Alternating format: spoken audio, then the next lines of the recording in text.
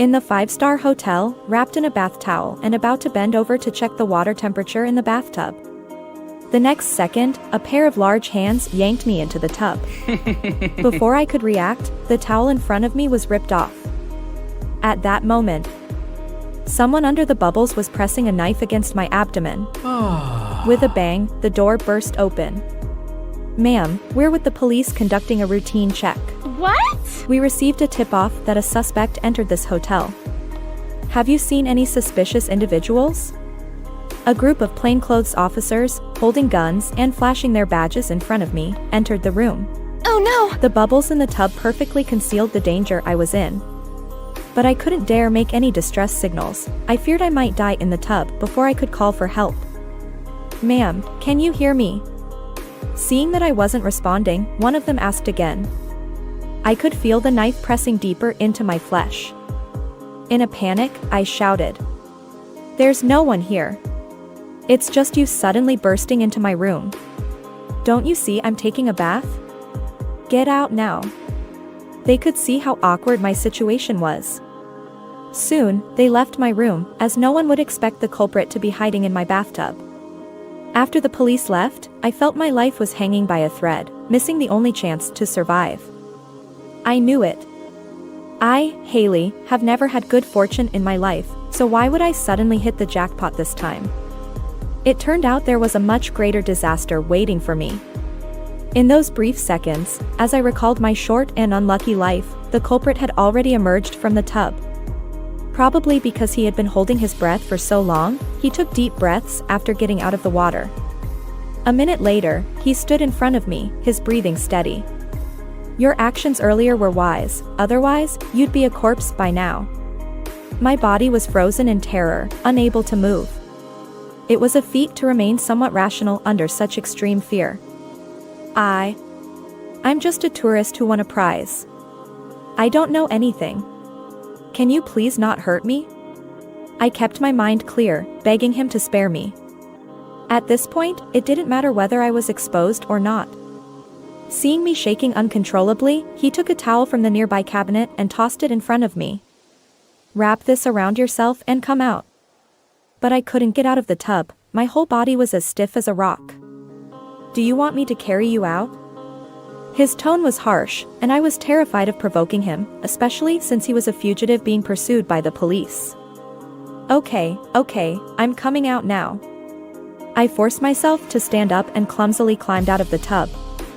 Yes, I had to crawl out. I couldn't predict what he would do next. Would he silence me, given that I saw his face? He remained expressionless, staring at me like prey. As he moved closer, I noticed that this criminal had an exceptionally striking appearance. His face was too perfect, and he stood over 6 feet tall with a powerful presence. Upon closer inspection, I could see various small knife scars on his face, especially around his brow area, giving off a dangerous vibe. He undressed, revealing a well-built body, his muscular lines adding an irresistible allure. I lowered my head, not daring to look at him. At this moment, I was left with only a bath towel, completely naked otherwise. "Come over here," he said. I had no choice but to obediently walk over. Despite my fear, I was even more afraid of dying. "Help me with the wound on my back." He asked me to stand behind him. If I wasn't mistaken, there was a gunshot wound on his back. I had seen such wounds on TV before. "You have an infection in your wound and need an antiseptic, but I don't have any here." During this trip, I had done quite a bit of research on how to handle injuries while traveling. His eyes turned sharp. "What's this? Trying to use this as an excuse to buy medicine and call the police?" No, I don't dare." "But how should I deal with this wound?" "Call the front desk and ask for a bottle of alcohol. You know what to say." Under his watchful gaze, I dialed the hotel's front desk and asked for a bottle of alcohol. Before I opened the door, he warned me that if I tried anything funny, he would make me regret it. I believed him without a doubt. In a foreign place, if I were to die here, no one would come to collect my body. Once the server delivered the alcohol and left, I closed the door, feeling dejected. When I turned around, I was startled to see that he now had a gun in his hand, pointed directly at me. I was relieved that my earlier weakness had saved me, otherwise, he would have certainly shot me. "You've got the alcohol. What should I do now?" I could handle minor injuries, but I'd never dealt with a gunshot wound before. He instructed me to remove the bullet from the wound on his left shoulder using only my hands. He bit down on a towel to stifle any sounds. Under my clumsy and rough handling, his pain must have been doubled. With a click, I placed the bullet into a crystal cup on the table. He was sweating profusely, clearly in pain. I was also sweating coldly, out of fear. This must have been the weakest moment for him. I thought, if I now grabbed that cup and hit him with it, he might faint. Just as I was about to reach for the cup, he suddenly spun around and pinned me beneath him, pressing my hands against the sofa. "With such petty tricks, you think you can ambush me?" My hands were painfully squeezed, and tears almost spilled out. I didn't mean to. I was just a bit thirsty and wanted some water. "You're too sensitive," I protested, genuinely close to tears, with my eyes reddening. He relented and let go of me. "Help me over there." He pointed toward the bed, indicating that I should help him to rest. Given the earlier incident, I dared not have any other ideas and carefully helped him to the bed. Just as I was about to let go, he pulled me onto the bed and told me, "Don't wander around. Sleep next to me." He deliberately placed the gun on the pillow, within my reach. I truly didn't understand his actions. Was he testing me?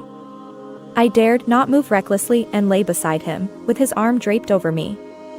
At 3 a.m., he suddenly woke up after sleeping for about 4 hours. I had been wide awake the entire time, unable to sleep. Quite obedient. "Find me a pen and a piece of paper." His first words upon waking. "Can I use an eyebrow pencil?" I asked cautiously. He nodded. In just a few hours, his condition seemed to improve significantly. He took the eyebrow pencil and began drawing symbols and markings on the paper that I couldn't understand. "Tomorrow morning, send this paper to this address under your name." He gave me an address. Before I could ask what it was for, he interrupted. "Don't ask anything. The less you know, the better." It sounded like both a warning and an inexplicable form of protection, and I couldn't quite understand why I felt that way. He then dressed in his half-dried dark suit, took the gun, and jumped out of my window. Before leaving, he emphasized that the paper was very important and must not be lost. And just like that, he left my room, from the 8th floor, as if I had no idea how he had gotten in. After he left, I quickly locked all the windows, terrified that he might regret his decision and come back to kill me. I was desperately hoping for daylight to arrive quickly. I needed to leave this city as soon as possible, the city that almost cost me my life. Finally, after 3 hours, I saw light and hope emerging from the window. I hurried downstairs to check out, thinking that my first priority was to head back home. As for the important note left by that man, of course, I would hand it over to the police once I got back. Providing a lead on such a criminal would be a good deed. I told myself that as long as I left this city, everything would return to normal. Out of the 7 days of this trip, I had only spent 2 days enjoying myself. I had no desire to work for the remainder of the vacation. I just wanted to go home, sleep for several days, and forget this horrifying experience. The next day after returning home, I showed up at the police station, wrapped up like a mummy. I approached a young officer and quietly asked, "Who is in charge here? Can I speak with them?" "Ma'am, is there something you need to report? What I experienced is quite special. Please take me to your superior." Seeing my anxious demeanor, the young officer, though skeptical, took me to meet his superior. As luck would have it, Deputy Officer S. was in the office that day. I entered his office, explained my purpose, and handed over the crucial information left by the criminal. Upon seeing the information on the paper, Officer S.'s face showed shock. He then made a phone call, mentioning phrases like Black Wolf, N7 Plan, and Major Breakthrough, along with some terms I didn't fully understand. Confused, I asked, "Aren't you going to apprehend him immediately? He's injured.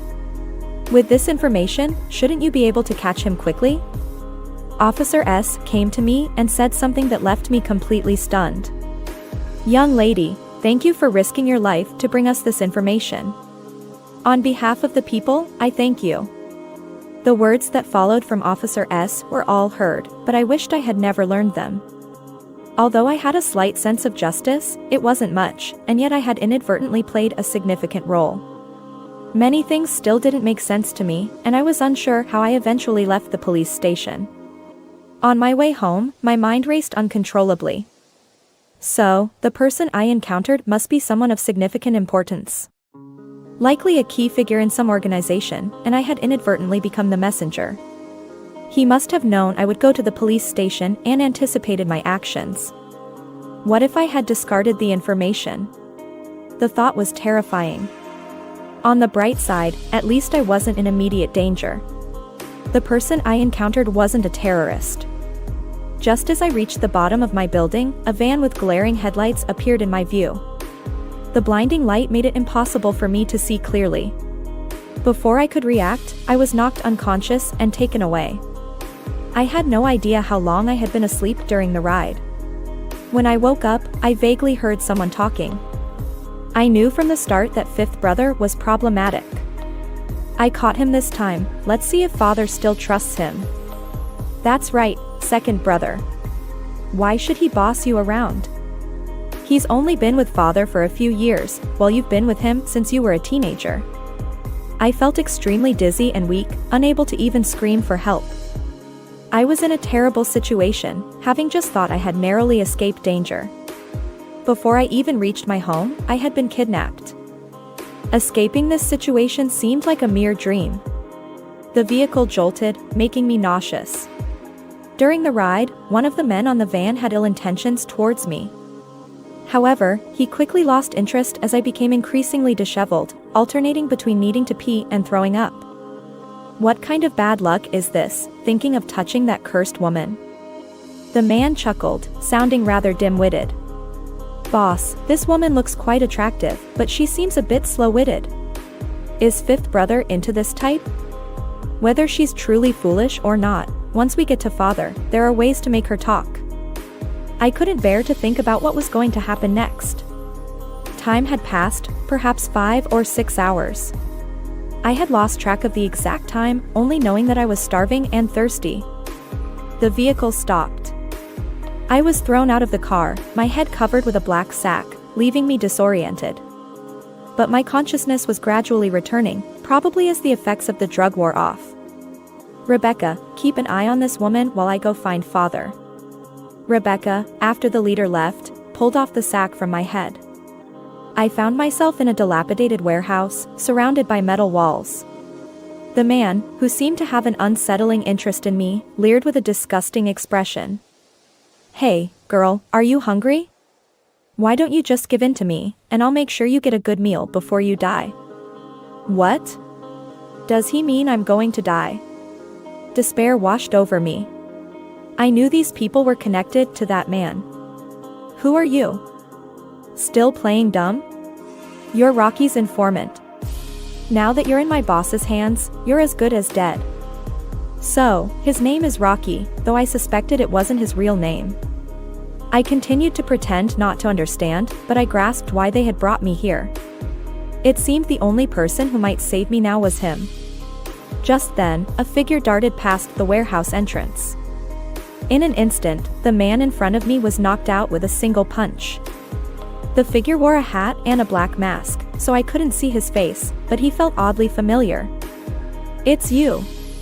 Are you here to save me?" I clung to him like a lifeline. "Remember every word I say next." He then explained what I would face and how to handle it. He also mentioned that even if he took me away now, I would be captured again. Before leaving, he handed me an object, instructing me to place it on the person who had captured me. It could be crucial for survival in a critical moment. I nodded vigorously, knowing this was my only chance to take a gamble. An hour later, the leader returned. Seeing his men lying on the ground, he kicked one of them. Rebecca, woken by the pain, groaned. "Boss, what happened to me?" Seeing me also unconscious, the leader cursed. "Did you do something to her?" "No, boss, I was about to, but before I could do anything, I lost consciousness." Without further discussion, the leader ordered his men to put me in the car. I knew this destination was likely to be dangerous, so I followed his plan. Soon, I was dragged before someone. As the man dragged me, I seized the opportunity and secretly slipped the object into his pocket. I continued to feign unconsciousness until a bottle of strong liquor was poured over my face, causing me to cough uncontrollably. "Not dead yet? Get up and respond." When I looked up, I met eyes that were horrifying. It felt like facing death itself, a powerful sense of suffocation making it hard to breathe. The man appeared to be in his 50s, with silver hair. The most terrifying part was that he had only one eye, half of his face looked like a mask. "Tom, is this the informant you mentioned?" The old man looked at me with a hint of murderous intent. "Father, I saw this woman in contact with the police. She was released by Rocky himself. Do you have proof?" Little Five returned gravely injured and still managed a big deal.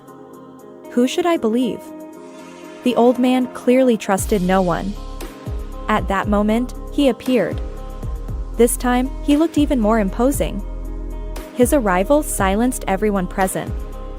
Only I began to scream frantically. "You heartless wretch, you put on your pants and then refuse to take responsibility. I tell you, you won't be able to get rid of me wherever you go. I've already reported myself missing today." Suddenly, everyone in the room turned to look at Rocky, their faces full of disbelief. "William, what's the deal with this woman?" the old man asked in a casual tone.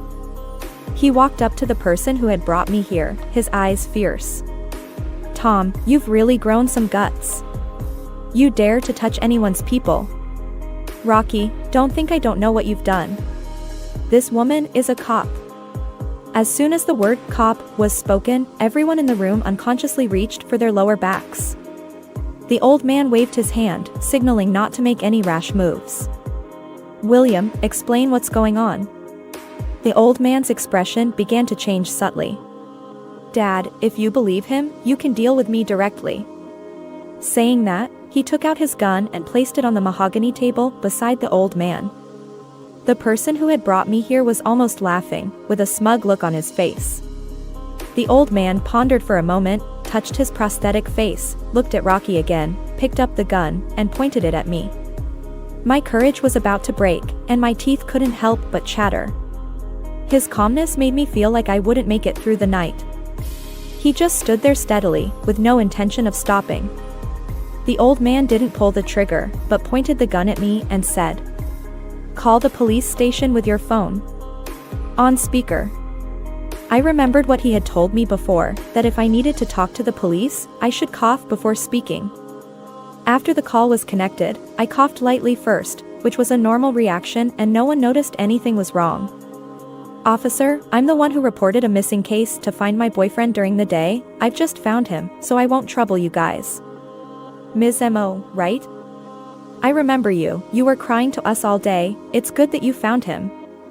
The other party answered as if the case I reported was just a disappearance. After hanging up the phone, I looked at Rocky with a grievance and continued to complain.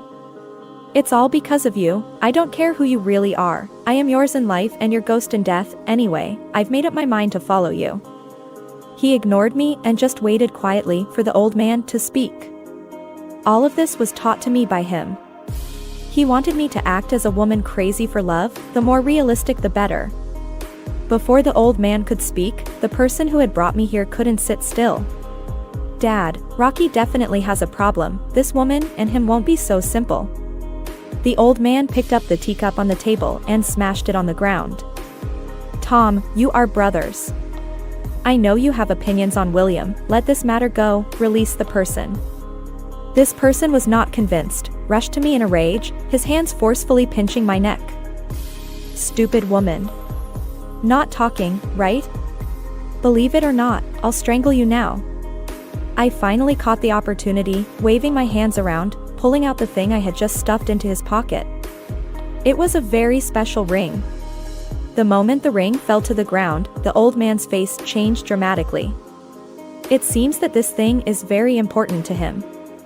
And at this moment, I have not been relieved from the crisis. I am about to be unable to breathe, my whole face is red. In a trance, I seemed to see my grandmother. The old lady had already opened her arms to welcome me. He also finally rushed over at the moment when the ring fell to the ground. He kicked the person who was strangling me away. This kick was either dead or disabled. The old man picked up the ring from the ground. His expression was complicated.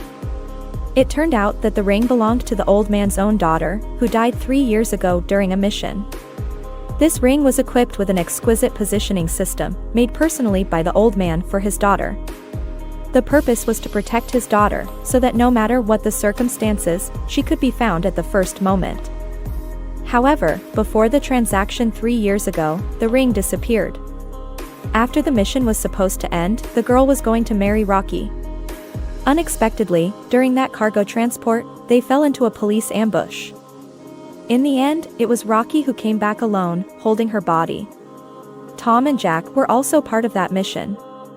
Jack was shot on the spot and died from severe injuries. Tom saw the situation was bad and ran away, and it was because of that incident that the old man no longer trusted Tom as before. This has always been a heart knot for the old man, and today to see this thing appear on him. The old man no longer wanted to hear a word from him. This ring directly determined who was the culprit back then. Tom, who was thrown on the ground, was also bewildered. How could this thing be on him? Tom just wanted to say something for himself, when a gunshot rang. Tom fell to the ground, bright red blood gushing out. The old man shot him directly, without giving him a chance to speak. This is the old man's eternal pain, no one can. My stomach instantly churned. This was the first time I had ever seen someone killed. I tightly covered my own mouth, not daring to let myself scream. Rocky walked to the old man's side.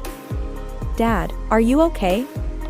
"Kitty, the person who betrayed you, Dad has found. I have let him go down and apologize to you personally." The old man gently patted Rocky's shoulder. "Take her away, I'm tired."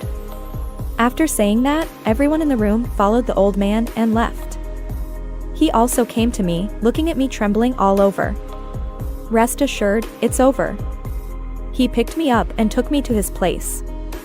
I really couldn't walk alone this time. My legs were so soft that I couldn't stand up at all. Just now, in order to survive, I had exhausted all the acting skills in my life. Soon he took me to his place, a place that looked like you could enter but not leave. The guard was tight, and I'm afraid not even a fly could fly in at the door. He carried me to his bedroom. I was a bit puzzled. I was about to ask him something. I only saw him say something seriously. "Wife. You love me so much, I will fulfill you, tonight will be good to you." He made a false gesture to me. I didn't dare to talk nonsense again. I understand this, since I knew his real identity. Now looking at him is full of security. But he really doesn't look like a good person. I saw him take my waist with one hand, carry me up and throw me on the bed. Then he covered me and him with a quilt. He whispered in my ear in a very low voice. "There are surveillance and eavesdropping in the room, cooperate with me." The warm breath from the side of his lips fell on the tip of my ear, making my face a little hot instantly. I nodded. Then he said romantic words while letting me keep on making moaning sounds. In order not to be seen through, he deliberately took off his upper clothes, and I had to bite the bullet and throw out my underwear. The sound in the room was so embarrassing that it made people blush and heart race. This play lasted for more than an hour, and my mouth was dry and my throat was almost hoarse. After the sound subsided, I went to the bathroom with him. He turned his back, allowing me to take a hot shower. We came out together, turned off the lights, and returned to the bed. Lying there awkwardly side by side, though it wasn't the first time. Actually, I had many questions I wanted to ask him, so with a sudden idea, I leaned over and pulled his hand towards me, writing a few words on his palm. Will I be okay? He turned over, took my hand, and wrote in my palm. I'm sorry, I dragged you into this. You knew I would go to the police, didn't you? Yep. Don't worry, I'll do my best to protect you. Knowing he would do his utmost to protect me, I felt much relieved. How many years have you been an undercover? You really do look like a bad guy. 7 years, let's talk about serious matters. He didn't continue these topics with me but asked about the police's next steps. I told him truthfully, but I didn't know much. That police officer just told me that if I could see him again, to tell him to act according to his plan. All the marked points on the icons will be taken out one by one. Also, he needs to protect himself. We've been out of contact for a year, and the comrades in the team were very worried about him. We finished all the necessary talk by writing in our palms. Finally, he told me to follow him closely these days, and he would find a way to let me back out safely. Following him during this time, I lived every day on tenterhooks. Perhaps because I've been unlucky since I was a child, I've developed a lot of stress resistance. My company and family, the police also went and explained to them simply after I made the call. Now my identity is awkward. If this is not successful, I may die honorably. If it's successful, I won't be known to people, except that the justice in my heart will be sublimated into a sense of national honor. At that time, I would also be a person who has made contributions to the country. I can be considered a small general among the countless nameless heroes. In the afternoon, he took the opportunity to tell me, "Tonight I'm going to the venue to collect the bill, you follow me then. I've let the news out, there will be police to check the people, and you will be honest and caught, don't worry about me." He also specifically instructed that no matter what happens, don't worry about him, he can handle it. It can be heard that this is his opportunity to let me back out completely. Because he mentioned it to me before. In a month, everything will be over, they are about to close the net, and there will be a fierce battle at that time. He is afraid that he will have no time to take care of me. If I can escape successfully today, he will also protect me completely. But, you know, I've been very unlucky since I was a child, where can there be smoothness to speak of? At night, I followed him to that nightclub. People here see him and hate him to the bone, it feels very different from the previous times. I have a bad premonition, it should not be difficult to guess what the situation of these people is. After all, he is also a famous ruthless role on the road. Whose people would come up to him with such a big malice, and before waiting for a few words, a group of people came up and started to move directly. I've seen his skills, I'm not worried about what he will do, and he also reminded me that I shouldn't worry about him no matter what happens. I saw him fighting against a dozen people, always taking the upper hand. At this time, a person on the ground got up, and I saw that he was holding a bag of powdery things in his hand. I realized that things were not good. If that thing was sprinkled on Rocky's face, and he inhaled it once, he would be finished. At this moment, I couldn't think too much, and I shouted directly, "Rocky, be careful on the right." This sound of mine didn't actually play a big role, and when I shouted for him to be careful, he dodged the attack of that person at the same time. At this time, the police also rushed in, and the scene was in chaos. And I didn't know that there was another person staring at me in the dark. Rocky was not injured, and after seeing the police coming in, he took a look at me and left. But I never thought that before the police caught me, I was taken away by someone else first. The person who took me away was Tom's wife, who has been doing the flesh business these years. Back then, Tom took her out, did not dislike her, and even married her as his wife. When she knew that it was because of me that her man died, to take revenge on Rocky, and to avenge her man. She had been waiting here for a long time, Rocky calculated thousands of times, but he didn't expect that woman to wait for me here. When I woke up again, I saw a few burly men in front of me. I have a strong discomfort in my body, my head is very dizzy, and my whole body bones are painful. I determined one thing, I have been violated by 3 people. Her purpose is to torture me to death, and she thinks killing me is a favor to me.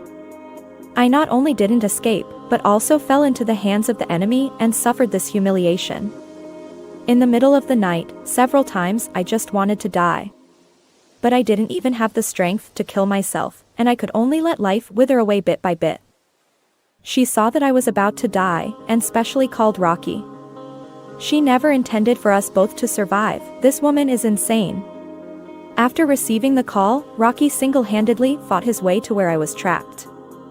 The route to get here must have been incredibly difficult. When I saw him, his body and face were covered in blood, and I couldn't tell if it was his or someone else's. When he saw me, barely clinging to life, the murderous rage in his eyes softened into concern and guilt. Perhaps he felt it was his fault for getting me into this situation, and it was indeed true. If I hadn't met him, I wouldn't have ended up in such disaster. This time, he was thoroughly enraged. To rescue me, he killed many villains. He certainly didn't spare the last woman. Perhaps this mad woman had also realized that tonight would be either her death or his. He was already blinded by fury. Now I understand where his notorious reputation as a ruthless figure came from. Witnessing his madness, I felt numb. My heart had died, and I no longer knew what fear or terror felt like. He fought his way through the darkness, and finally appeared in front of me, seeing me barely conscious. He took off his blood-stained coat and draped it over me. I remember him repeatedly saying to me, "Don't be afraid, don't be afraid. I'm here. I'll take you away." I only felt immense pain and exhaustion. I couldn't say a word but could still hear his voice. His voice was so soothing, I wished I could hear it forever. Fearing I might fall asleep, he made me a promise. "Haley, I won't let you give up. Listen to me, if I survive, I'll marry you." Did you hear that?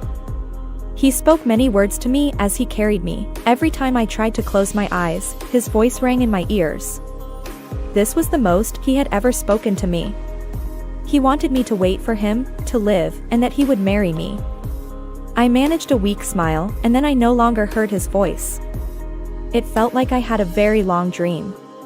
When I woke up again, I was lying in a hospital's intensive care unit. Beside me were my family and 2 police officers. "Haley, you're awake. How are you feeling?" The first person I saw was my mother. She looked much more haggard. I had made her worry. I always caused her trouble, and I wasn't a good daughter. But this time, my mother cried and told me she was proud of me. After this life-threatening ordeal, I didn't have any thoughts of ending my life. I just wanted to live well. Surviving was so hard, and my life had been saved by him. I had no reason to give up, but would he survive? The 2 police officers asked me a few questions to understand what had happened during that time. They expressed their deep respect for me. They also told me that recently, the police would send someone to protect me in secret, and they would notify me when the Black Wolf mission was over. I want to know, what is his real name? Since I met him, I never asked his real name. I was afraid I wouldn't know what to call him if I met him again. They didn't tell me, only saying everything would be revealed after the mission was completed. Indeed, for people with their special identities, if their real names were discovered, it would endanger their whole family. I stayed in the hospital for half a month, and my condition slowly improved. This ordeal left me with significant psychological trauma. I had the same nightmare every night. In the dreams, the scenes of being assaulted by those beasts were vividly clear, and I woke up in tears several times. After being discharged, I underwent several psychological interventions. There was some effect, but it wasn't significant. However, every time I thought of his final words to me, I gained the courage to face myself. I counted the days every day, thinking that in another half-month, I might be able to see him. I always remembered how he saved me after my accident.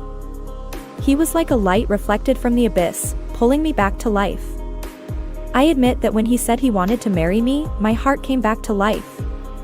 Regardless of whether he was sincere or not, I was grateful to him. If someone asked me if I ever hated him, I would say no. When I learned he had been undercover for 7 years, I felt nothing. But during the time I spent with him, I understood what he had been through and what he had borne. I admired him from the bottom of my heart. He aimed to save countless families. Compared to those unnamed heroes who lost their lives, my sacrifice was fortunate. Strangely, after experiencing this event, my luck began to turn around. Everything I did went smoothly. After my health improved, I returned to work. Difficult clients I used to deal with were gone, and I received a salary increase and a promotion. Everything related to bad luck seemed to be moving away from me. Even a lottery ticket I picked up randomly won me $5,000. My bad luck turned into good luck, which was quite unexpected. Days passed, and soon a month had gone by. He still hadn't made any contact. After dinner one evening, I was at home watching TV with my parents. As my dad was flipping through channels with the remote, a news flash caught my eye. I quickly grabbed the remote and switched back to the news channel. The broadcast reported, California police have quickly solved a major drug case within 24 hours. They dismantled the largest drug trafficking ring in the state. 19 suspects were apprehended, with 5 killed or arrested on the spot. Seized were 7 kilograms of heroin, 2,000 grams of methamphetamine, over 1,000 ecstasy pills, and 300 illegal firearms. The case is still under further investigation. The key point was that Rocky's name appeared on the list of those killed on the spot. I felt a sudden pressure in my chest. How could he be dead? He can't be dead. He promised he would come back. It was already night, and I couldn't think of anything else. I dialed the high-ranking police officer's number immediately. He had visited me in the hospital and left his number with me. Hello, officer, this is Haley. Please tell me, is it true that Rocky has been in an accident? There was a 2-second pause on the other end of the line. I'm sorry, he was killed in the line of duty. It's impossible, I don't believe it. He's so skilled, how could he die? The officer didn't say anything more, only advising me to forget it and live well. I had barely survived, and now he was gone. I hung up and sat alone in my room, crying uncontrollably. Why? Why did you let this happen, God? What have you done? A week later, I didn't attend his memorial service. I refused to think about his death. I kept myself busy with work, something I had never done before. I started watching various comedies and variety shows, trying to distract myself. Even so, I never truly felt happy. I tried many things. Every day seemed to go smoothly, with good things happening one after another. But I never smiled again. I lived like this for another 2 months. Recently, my mother noticed my condition and was very worried. She kept saying I should find someone to take care of me. This morning, she told me directly. Haley, a friend of mine mentioned a young man. He seems like a good person. You should meet him if you have the time. I had no interest in it. Mom, I don't want to meet him. I'm fine, don't worry. Seeing my firm attitude, my mom didn't insist any further. At work, I opened my computer as usual, and a message popped up anonymously. Before I could open it, a colleague, Cece, called out. Haley, there's a man downstairs looking for you. Who could it be? Could it be the matchmaker my mom mentioned? I was about to refuse, but then thought it might not be polite. So I decided to go downstairs, otherwise, I'd get scolded when I got home. I went downstairs, but saw no one. How strange, where was the man Cece mentioned? Oh well, it's not my fault if he left early. I turned to head back inside. As I looked up, I froze in place. The person in front of me, he had really come back. Hello Haley. I'm Radley, nice to meet you. The weather was exceptionally clear today. We stood face to face in the sunlight, both wearing long-lost smiles.